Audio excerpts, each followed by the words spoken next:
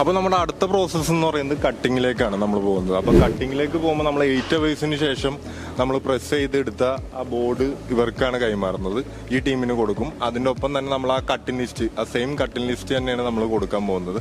ആ കട്ടിങ് ലിസ്റ്റിൽ ഇവർക്ക് വേണ്ട ഡീറ്റെയിൽസും ഉണ്ടാവും.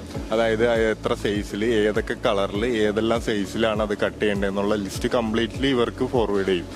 ഇവരാണ് ഇനി അതിനെ കട്ട് ചെയ്ത് നമുക്ക് വേണ്ട സൈസിലാക്കി ഓരോ പാർട്ടിയുടെയും സെപ്പറേറ്റ് ഏരിയകളിൽ തിരിച്ചു വെക്കുന്നത്. ഈ കട്ടിംഗ് മെഷീനിൽ ഈ പാനൽസോ, അതായത് ഇതിന്റെ പാനൽസോ എന്നാണ് നമ്മൾ പറയുന്നത്. ഈ പാനൽസോ ഉപയോഗിക്കുന്നതിന്റെ ഒരു ഗുണം എന്താണെന്ന് വെച്ചാൽ ഇതിൽ നമുക്ക് 2 ബ്ലേഡ്സ് വരുന്നുണ്ട്.